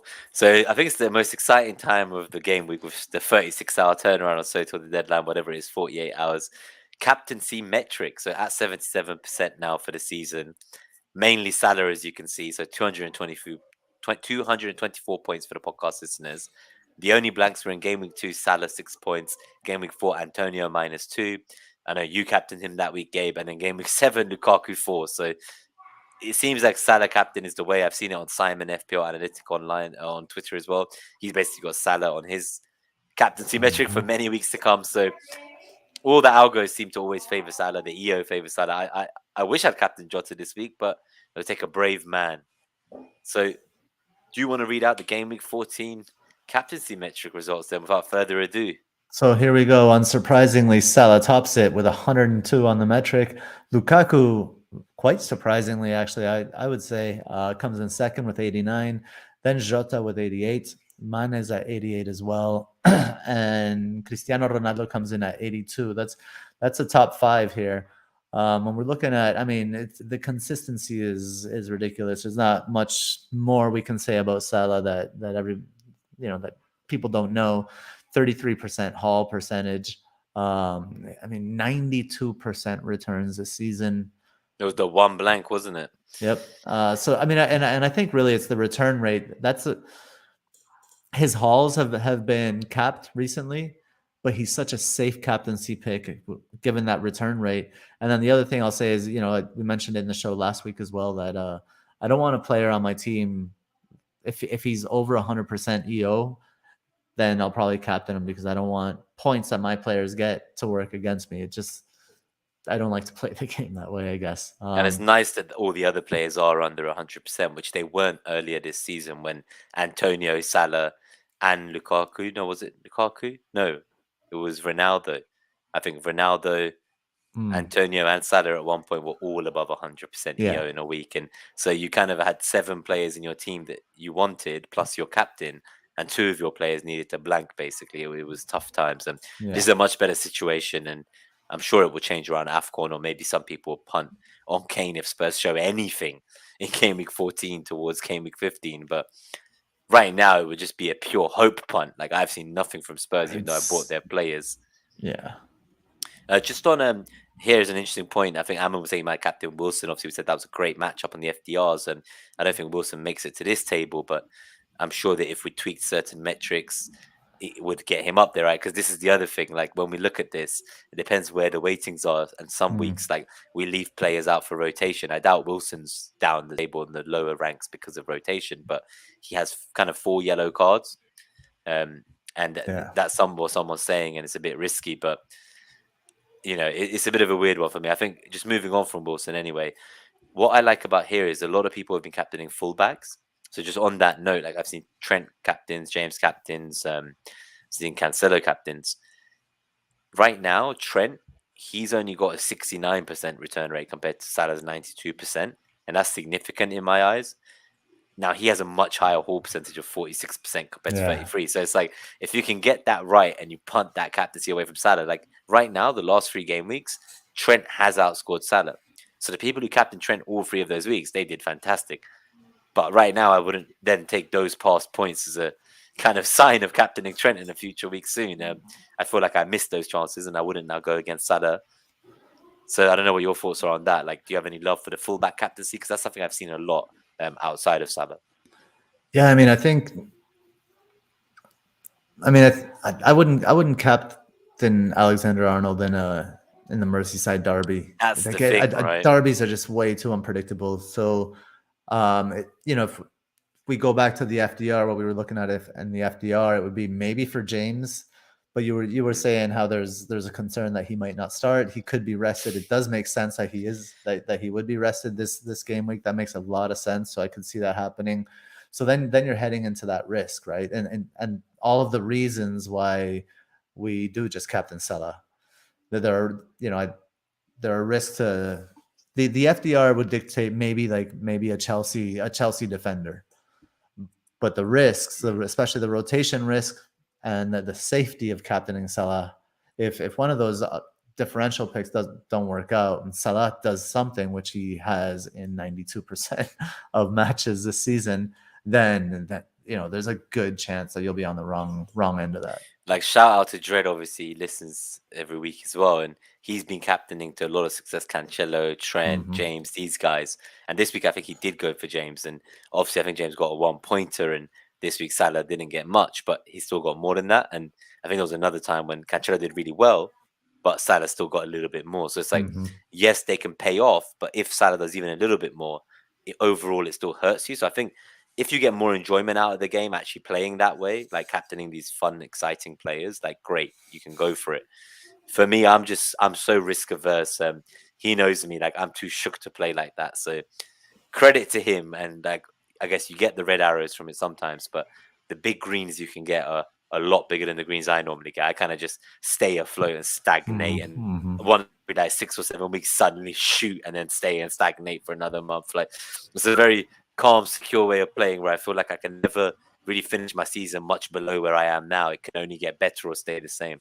That's kind of like how it's been for 5-6 years now. So like, I'm so confident in that. And I was shocked. I've always said to you, Gabe, that I'm like a consistently mediocre player or whatever, or consistently okay or average. And when I saw my average over the last 5 seasons was better than the likes of General and Late Riser and Will from Hub, I was like, okay, like, I'm not as bad as I thought. Like, I'm not as good as the guests we invited onto Net that Hall start of the season, but maybe that was a big barometer to measure myself against. Like, these were like world #1 Hall of Famers and people who finished top 1K 3 times in a row or something. Like, I think now I understand, like, okay, I'm playing better than I thought I was, and most of that has been through captaining like the same player, my premium pick, the one with the high EO. Like last season, we said Tom Stevenson, he only had 8 different captains, I think, like, and most of them were still Salah and Bruno, and then there was like a couple of Gundogan's and one other random punt. And like, I do find that I like to kind of take that element out of the game, and I don't really go for fullbacks. Defensive captaincy is very rare for me, and one of the few times I did it, it stung. I captained Duffy in a double game week, as many know. Duffy himself captained himself in that double game week, so it was painful times. So yeah, because of that, I avoid that. That's a hard avoid for me. But Lukaku is interesting, as you say. I think Ronaldo might be coming back into conversation soon. I don't know if he can kind of press the way of the Gegan press, as they say. So we need to see there. But Arsenal, it's kind of written in the stars. Old Trafford, the United faithful are going to be singing Ronaldo's name when he gets his goal after he's been rested. It really worries me, this game. It's good we're 5 points ahead. Whatever happens, they can't finish the week ahead of us in the Premier League table. I'll take joy in that. Sorry, any United haulers out there, but we're kind of rivals for this week. I don't really want to enjoy the game, but I'm going with a United fan, and I'm genuinely worried now because one of us is going to be getting grief by the other. That's for sure. But yeah, so I think that's really it. Should we go to the questions? Yeah. Cool. Okay, we've got like 10 minutes for questions. If anyone's got any questions they want to ask about Gameweek14, any last-minute dilemmas, any RMTs. There is one Twitter submitted question, actually, before we do. I have a question for you, actually, before we get into it. Yeah. What are you going to do?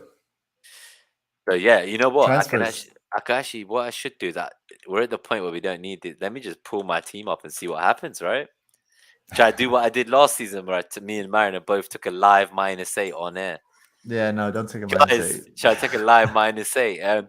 So I'm in this situation where, like I was saying, I could do like a Rudiger to James, which I would do this week and roll, but I don't think James plays, so that worries me. How much in the bank? Not that much, 0.7. So it's just enough to make it to James. But I don't really want to make that move. So then the other option is I can't really do Livramento or White straight to Alonso either. So then I have to like downgrade Tony. And I can't downgrade Antonio now because I kind of kept him, right? So for me, it's like, well, I've kept him. The Chelsea game ain't great. I don't really like him playing Arsenal, but that's not the end of the world. I've captained many players against Arsenal. But the Brighton You can and Burnley downgrade games I like. Rafinha. You can See, go that's to- the thing. That's my other option. But Rafinha, I would want to get up to the City mid. So then I end up in a situation No, like go this, down. right? But you can't do everything, right? You go But I Rafinha can, down. but I can. Look, so this is Okay. what I mean. This is the problem, and this is what makes me nervy because Foden dropped 0.1 like I wanted, but he wasn't on the bench, so that kind of worried me a bit. Now I really wanted to get Foden back, who I just sold. Yeah, I got him at 8 mil, sold him for 8.1. He dropped from 8.3 to 8.2, and I just kind of thought I could do this. Like my plan was -4, first hit of the season. Alonso for Livramento, Tony to Davis, who then I could bench to play Alonso. So before I was obviously, benching Livramento, I can now play Alonso instead of Tony, who I was playing, and he can become Davis. And Rafinha becomes Foden. But then it's kind of like, well, what's Foden fucking doing? Because he didn't even make minutes on the bench, and it worries me. It's too soon. The game is Wednesday. But look at that run for City. Like I need a City attacker here, and this kind of this makes me think, what do I do? So then you've got the likes of Bernardo and Gundogan. So then the question is, can I get to one of those guys without a hit? And do I need to prioritize everyone in one move, right? So if I get a Bernardo, can I then keep Tony as the fort? Can Tony become like king? Probably not. So it would have to be a Dennis, right? So it's like there's all these movements. I could get like a Dennis, Bernardo, and Alonso. So this is what I hate. And this is why you'll notice, even though I've had 2 free transfers, every week I've done one, then rolled. And it just keeps continuing because there's just too many options. Like I'm happy there's an 11 I can play. I'd happily play Alonso over I say Saka here. you keep it simple. Like you'll get I don't know. You'll get your City makeup soon. Rafinha to Cornet and Livramento to James. You love that. Oh, it's just straight. But then James won't play. This is what I mean. So for me, it's kind of like I don't want to make that move. But it's the big picture, James. You got to have James. That's just but he's so against my EO anyway. And make the Brownhill Gilmore move. Yeah, I was like, with a wild card in my pocket, I wouldn't make that move. No, and I think they're both the same price. I wouldn't be banking anything. Brownhill will cost me the same as Gilmore, I believe, at this point. They're both 4.4, I thought, unless Brownhill's gone back up. But yeah, so it's a tough situation here. You have a lot to think about and not a lot of time to think about it is the problem, I think. The thing is, rather than everything, you would have 2 free transfers again. So I'm like, so for me, I'm thinking, well, with this United swing coming and with this game week potentially being a clusterfuck anyway with benchings, who knows what will happen? Do I really need to make many moves? And actually, as you say, could I just do something simple? Could I actually sell Saka? So it wouldn't be Rafinha, I'd said, if I was going to do one move. When you say that Cornet, the one move would be improve Saka and then roll and have 2 free transfers. Because then that 11, I've got myself protected with the Rafinha ownership for the next 2. He can be sold, obviously, around 16. I'm happy with that. So I'm thinking I want to be very careful what I do. Improve Saka, go Saka to ESR as the improvement. And that's the thing. So I don't want to go back to the same team. So I don't like that either. So for me, this becomes a problem where I'm like, damn, Bernardo and Gundogan are just 0.2 more. So it's like, what could have been there? So I can't do Saka straight to them. But Cornet, who's your mate, it could be a nice way to free up some funds. As someone who is pre-wildcard, let's say, because I'm thinking to wildcard going into game week 20. So between Boxing Day, the 26th, and the 28th is the game week 20 deadline. So I've got kind of a very limited time, right? I've got between Boxing Day on the 26th and 2 days later on the 28th to pull a wild card. But in that time, Cornet has Wolves, Newcastle, West Ham, Watford, Villa, and Everton. It's good. It's good fixtures. That's not bad. You bring him in, have 2 free transfers next week. Then next week is when I could do like, do I get a Foden back? Do I know more about him? Because I'd only really be willing to sell Tony if it was to get Rafinha all the way to Foden. Probably not to Bernardo or Gundogan. And then the other option was, as I said, if I did this move, then I'd actually just do Rudiger to James the following week when I don't think he's benched. Okay, Right? it's a lot of options. You got a lot of too them. many options. Let's get to the question. Yeah, we'll get to the questions. But yeah, so this was it. So I'm thinking this could work nicely, like a Cornet, James, and I've still only used 2 transfers here. I don't like the Rudiger to James. I just don't like. I don't think you get rid of Rudiger. I don't see that. You don't. But no, that's you for wouldn't me. do that. No. Never in a million years, eh? I don't know. Cornet's good. I like that. You got Rudiger at 5.5. He's getting forward. He is getting opportunities, even if he's skying them. He scored the other day. He almost scored today. I don't see any reason to get rid of him whatsoever. But I think you need, but I do think you need James. So find a way to like Livramento to James. So okay, Livramento to James, or I could do Livramento to Alonso this week and downgrade Saka, for instance, or I could do like say what do you call it, Tony to King, to bench King, but then use that money to do Livramento to Alonso, play Alonso. Well, I don't know if I'd have enough. I'd have to go to Dennis. I don't think Alonso. I think you need James. The way you like to play, it's you're playing the ownership, right? Yeah, but James, I feel like he's got 4 goals from 5 shots, and I still believe Chelsea will finish 3rd in the Prem table, and I think those points are going to keep dropping in the league for them. I've been saying this for a while. Like I think they've been incredible. They've only let in 5 goals, but he's almost 35% owned. Well, he's 70% EO against me. He's the highest EO against me by far. I think that's the but I wouldn't get him this week though. That's the thing. Okay.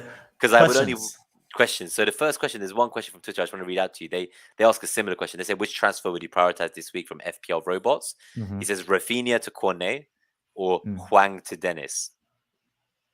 So for me, it's kind of like someone's actually replied to him as well saying Dennis, has Chelsea and Man City the next 2. Cornet has Wolves and Newcastle. So I think it would be odd for us to go against Cornet after talking about him all show. Yeah. So it's Cornet for sure. For sure. Yeah. So live stream Q&A. So we'll give this, we've got 5 minutes, guys. Any final questions, anything people are thinking? So people are telling me, yes, I would sell Saka. Yes, I'd sell Livra. So it's good to know that 2 of the players I am looking to sell, they are in people's minds as the sales in my team. Do you wait for Bowen or get Cornet now? That's a really good question. So I like the idea of Rafinha to Bowen in 16. I guess I could do that because I could do this Saka to Cornet move now and not lose Rafinha yet before these 2 home games. I don't like these. Easy. They're not easy, are they? I don't like rigid transfers for mid-priced players that could get rotated, like Bowen. Like he just did. Yes, I don't think you can schedule a game week 16 transfer for Bowen.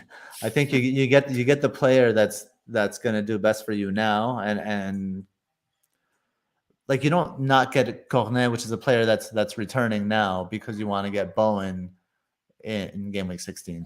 That's my opinion. Yeah, no, agreed. So Observologist says Tony and Raf will outscore Alonso. Yeah, so I think that's why I can't be selling Tony yet, and I can't be selling Raf. And it seems like it is the better idea to sell Saka and Livramento probably. I think that's the move, and maybe this is the other move, Gabe. I could do Saka to Gilmore. Yeah, Saka to Gilmore, and you go with the 4 million, and then get James for Livramento. Yeah, now we're talking. Yeah, and then I go wild card back into some balance because I've got 2 4.5 mids, but for me that feels like then I could wild card going into like say game week 16, so I could go big now, do some mad fuckeries, and then fix my team when all the changes happen, and when I want someone like Watkins maybe or Cash, when I want the United boys. Rashford is a nice punt idea, as he says. So there's some good assets coming. I think it will mix the game up. I want DCL at some point. There's some good choices. So any final questions? So Absorologist Alchemist this week, Gabe, is Zaha, interestingly. I don't know if you've got any thoughts on that. I guess that's a question and a thought. Yeah, I mean, I haven't thought about Zaha. He hasn't sparked my interest, I guess. So I mean, I could see it maybe. I haven't looked into the matchup or anything, but not a bad shout. I like Eze personally. I think if Eze is starting regularly, I would be very excited by Eze. He'll be an Alchemist at this season at some point, I'm sure. Eze will make it, right? Yeah. Just to hear you call him Easy E. Yeah, I was gonna say. So imagine in this preseason, and someone actually called me out in the live chat. Was like, "You've pronounced Eze's name wrong," and it's like 3-letter name, and I was just like, "Easy." I was talking about like the West Side Massive. Easy E, baby. Oh, by the way, let me show you guys some nice little kind of some stuff that are coming your way when we finally get Mariner back on the show, and it's all of us. I now have my Ali G swag. So the bling. I have my kind of gold chain. I have the gold bracelets. Like I've got the shades, the strap-on goatee. So it's all coming. It's all coming. It is coming. It is coming. But we will do it. So thank you for the 1,500 subscribers. Obviously, we said we do the Ali G. So booyakasha, it will come, but not tonight. Tonight we're going to leave you. I think there's 1 or 2 questions left. Let's just give them an answer. So Neil Reynolds, he asked, "Is Lukaku a viable transfer in given the captaincy metric?" What do you think? I guess if I had Kane and I thought I'm done with these guys, is that something you would do if you had Kane or Ronaldo? Like, would you be moving one of them when Ronaldo's fixture swings so soon and Kane has a good Norwich fixture? Like, would you just go for Lukaku, having barely seen much of him since his return? No, I don't think so. I think we do need to see more consistency from Lukaku if we're going to have serious investment in the front line. I'm starting to feel the same thing about Kane as well. I don't think Kane is worthy investment. I don't think anybody is worthy on the no premium forwards are really worth the investment. Get your money in the back line and in midfield for me. I think anyone moving money towards their front line is a mistake, unless you're going, I don't know, like a Scarlet to Jimenez or something like that. It's fine. Astrolicious didn't realize we were live. Yeah, I agree. And for me, something I've seen, I don't know if everyone would agree with this, but I thought Chelsea looked better when they've not played with Lukaku this season. So I don't know if there's something there. Someone was it you who told me like last season, like kind of City without Aguero almost vibes? Yeah, I don't know. I don't know yet. I don't think he's had enough time really. I think we need to see more games. We need to see, more of a style of play around him. What does it look like? You can't have wing backs cutting into the box, taking shots on goal when you have a striker like Lukaku up there, right? So it seems weird. Yeah. So I think they have some things to work out. But once they do, I think he could be a tremendous option. I do have a quick question. So for me, I do have the one transfer.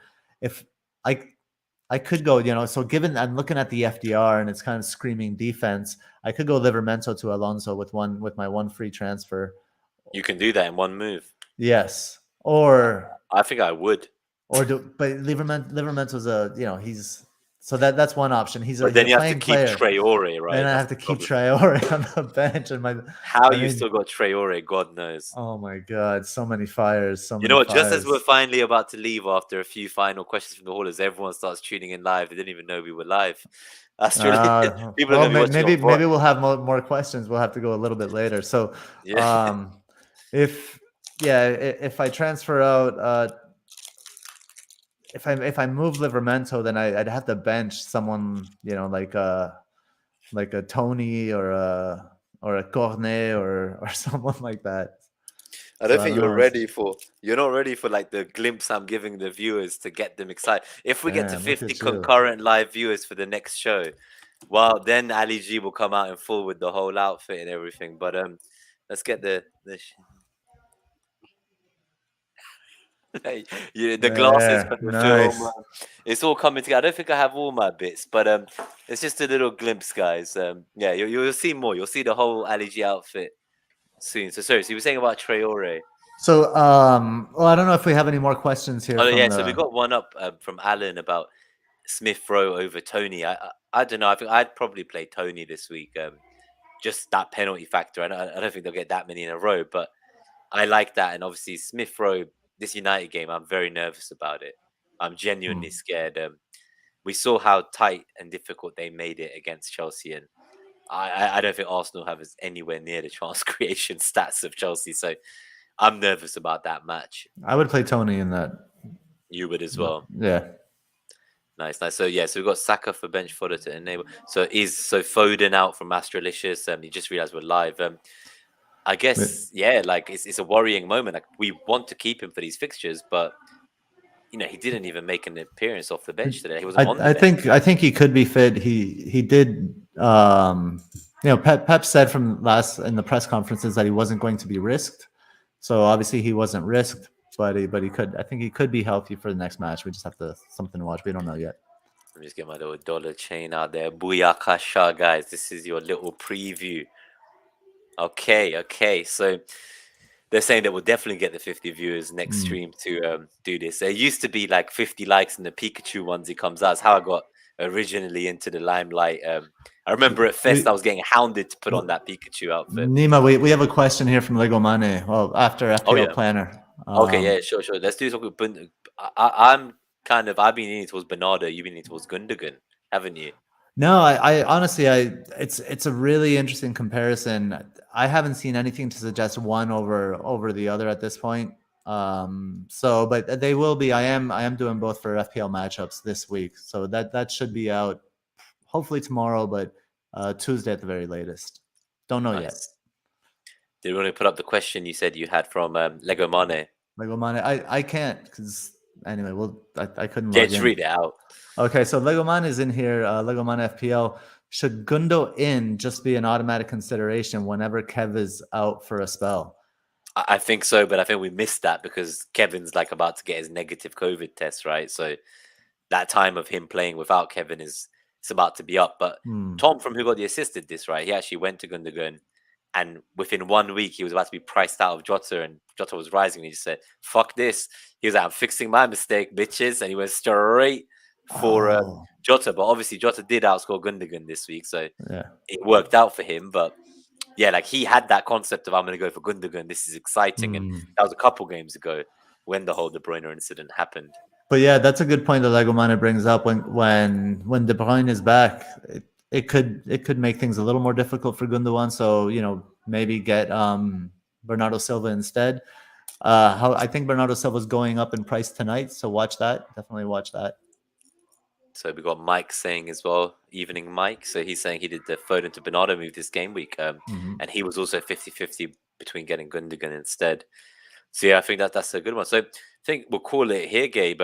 So it's been a very quick turnaround. The match has only ended a few hours ago. And I think you got to start your day and I've got to end my day, it sounds like. And Myron has woken up on Monday already, probably watching this back, wondering what the fuck I'm doing in this and doing it without him here. So before I spoil any more of the outfit, I won't show you the big yellow tracksuit from Ali in the house. But for now, guys, this has been Net That Haul. I don't know if there's any final messages you want to say, Gabe, before I send our farewells to the haulers. No, thanks for joining us on the quick turnaround. Good luck in Game Week 14. And take care of your benches.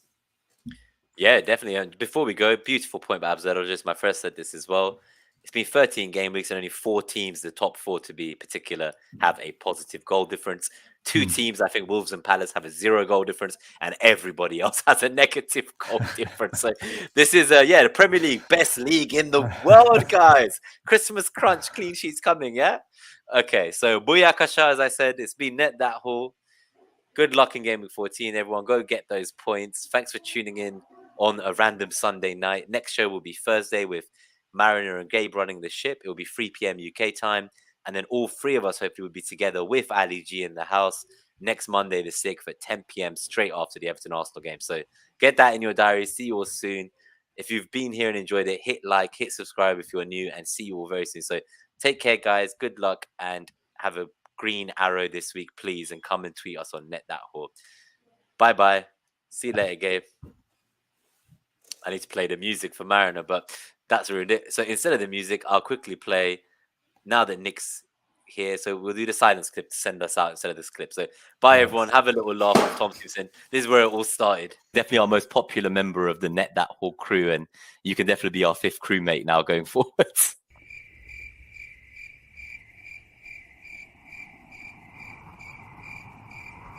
Definitely be our 5th crewmate now going forward.